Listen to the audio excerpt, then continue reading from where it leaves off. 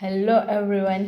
क्या आप भी फिजियोथेरेपी एग्ज़ाम के लिए स्क्रॉल करके थक गए हो? आपको समझ में नहीं आ रहा है क्या प्रिपरेशन करें, कौन सा कोर्स लें?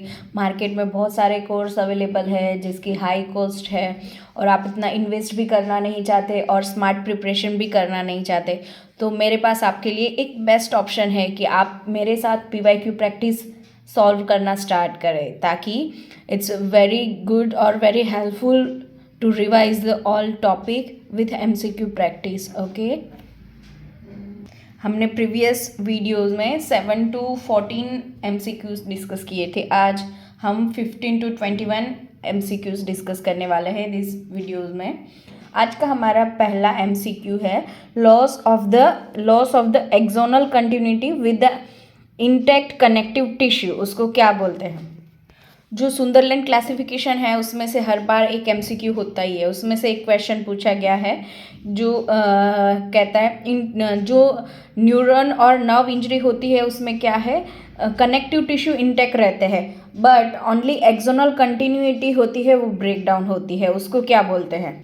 तो इसका राइट आंसर है एक्सोंटोमेसिस, बिकॉज पहले ऑप्शन है न्यूरोप्रेक्सिया। न्यूरोप्रेक्सिया में क्या होता है, लोकल माइलिन से डैमेज होती है, नर्व इंटेक्ट रहती है।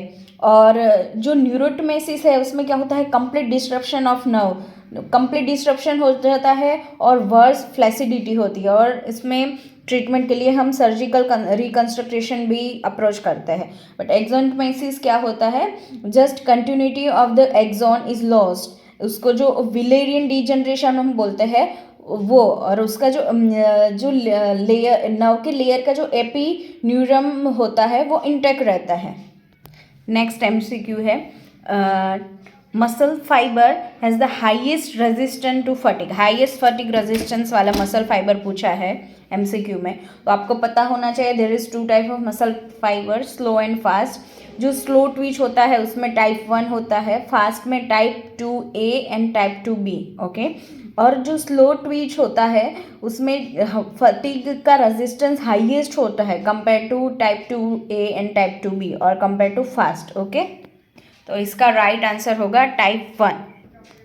नेक्स्ट MCQ में पूछा है how long patient is instructed to stand with feet together for the Romberg test. Romberg test हम परफॉर्म करते हैं तब हम कितने ड्यूरेशन के लिए पेशेंट को इंस्ट्रक्ट करते हैं टू सिट, टू स्टैंड और stand with the fit together. Okay, तो हम जो बैलेंस के लिए टेस्ट करते हैं रोम्बक टेस्ट, उसमें जनरली 20 to 30 सेकेंड के लिए हम पेशेंट को इंस्ट्रक्ट करते हैं। यहाँ पर काउंट्स भी मेंशन है और सेकेंड भी मेंशन है, आपको याद रखना है। Always the correct answer is 20 to 30 second for the Romberg test balance. Okay, next MCQ में पूछा गया है सेंट्रल कोर्ड सिस्टम, और जो सेंट्रल कोर्ड सिंड्रोम होता है उसके रिगार्डिंग MCQ है। सेंट्रल कोर्ड सिस्टम में क्या होता है जनरली, पैराप्लेजिया, क्वाड्रिप्लेजिया और अपर लिम्ब वीकनेस और लोअर लिम्ब वीकनेस।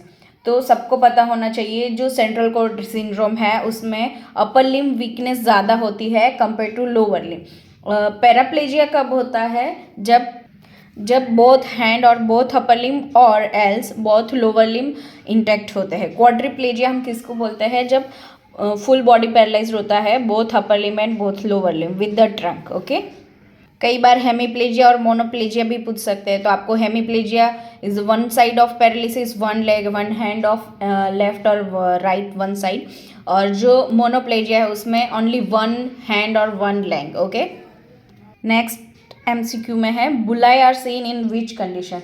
अभी जो जितने भी लंग कंडीशन है उसमें बुलाई फॉर्मेशन किस कंडीशन में होता है, तो आपको पता होना चाहिए बुलाई is the large fluid field blister formation in the lung. Okay, तो जनरली जो COPD है, जो chronic obstructive pulmonary disease COPD है उसके कंडीशन में देखने को मिलता है। उसमें क्या होता है, एम्फाइसेमा में क्या होता है, जो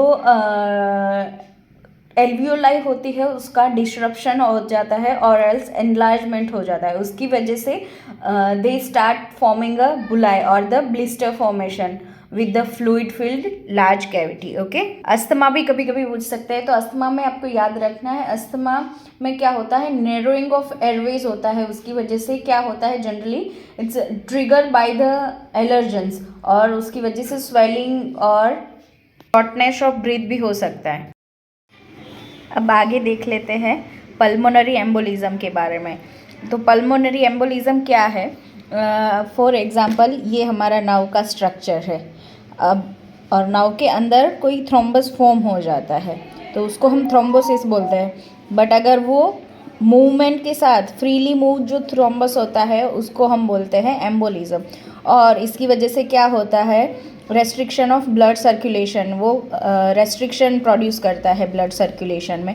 और सेम यही चीज़ अगर लंग्स में या पल्मोनरी कैविटीज़ में होती है तो इसको हम बोलते हैं पल्मोनरी एम्बोलिज्म।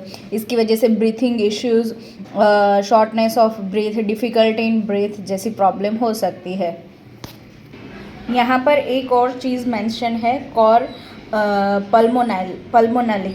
तो ये क्या है, right side of heart failure due to the lung disease. Lung disease की वजह से जो राइट साइड हार्ट फेलियर होता है उसको हम बोलते हैं कोर पल्मोनली। अभी जो पल्मोनरी हाइपरटेंशन होता है उसकी वजह से भी ये कई बार हो सकता है, कई बार सीओपीडी की कॉम्प्लिकेशन की वजह से भी ये हो सकता है। उसकी वजह से जो राइट एट्रियम और वेंट्रिकल है उसमें उसकी साइकिल में प्रॉब्लम आ जाती है।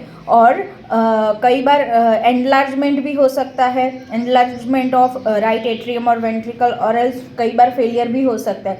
उसके सिम्टम्स में जनरली साइनोसिस, फटीग, स्वेलिंग, ये सारे सिम्टम्स होते हैं। क्योंकि ब्लड सर्कुलेशन कम हो होता है तो skin discolouration, nail discolouration, blue skin, ये सब होता है। ओके, नेक्स्ट एमसीक्यू में पूछा गया है primary impairment for the stroke. Stroke के जो प्राइमरी इम्पेयरमेंट और सिम्टम्स होते हैं वो क्या होते हैं? ऑप्शन में है एस्फेजिया, एडिमा, सेंसरी लॉस और डिस्फेजिया। तो आपको सारे ऑप्शंस के मीनिंग भी पता होने चाहिए। एस्फेजिया का मतलब है language, it's one kind of language disorder. जो लैंग्वेज में डिफ़िकल्टी होती है उसको एस्फेजिया बोलते हैं। एडिमा तो आप सबको पता है, सेंसरी लॉस हो जाता है। और डिस्फेजिया का मतलब है डिफ़िकल्टी इन स्वेलोइंग में डिफ़िकल्टी होती है, उसको डिस्फेजिया बोलते हैं।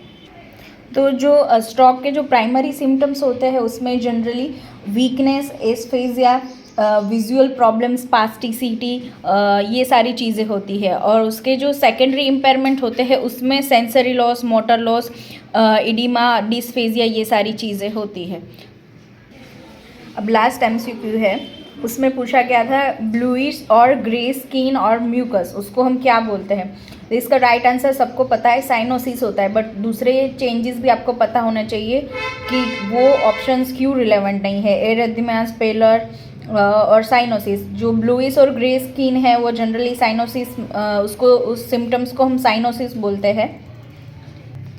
बट आपको स्किन डिस्कलरेशन जो टॉपिक है उसके अंदर 3-4 चीज़ें और भी याद रखनी है। पेलर स्किन, साइनोसिस, एकिमायोसिस और एरिथमियास। अभी जो एरिथमियास है वो जनरली इन्फ्लामेशन और इंजरी की वजह से जो रेडनेस होती है उसको हम बोलते हैं। साइनोसिस क्या होता है? पुअर ऑक्सीजन की वजह से, जो लेक ऑफ ऑक्सीजन होता है उसकी वजह से जो प्रॉब्लम होती है उसको साइनोसिस बोलते हैं। और जो पेलर स्किन होती है, पेल स्किन जो हम बोलते हैं, वो जनरली ब्लड फ्लो कम हो जाता है उसकी वजह से होती है पेलर स्किन। और एकिमायोसिस जो होती है वो ब्लूइश स्किन होती है या फिर पर्पलिश ब्लूइश स्किन होती है। जनरली वेरिकोस वेन्स में होता है, ब्रोकन वेसल्स की वजह से हो सकता है। आपको ये सारी चीज़ें याद रखनी है। ओके, चलो मिलते हैं हमारे नेक्स्ट वीडियो में। आज के लिए इतना ही। आपको मेरे वीडियोस पसंद आ रहे हैं तो लाइक, शेयर, सब्सक्राइब करना। अगर आपको कोई और टॉपिक के बारे में चाहिए तो मुझे कमेंट करना।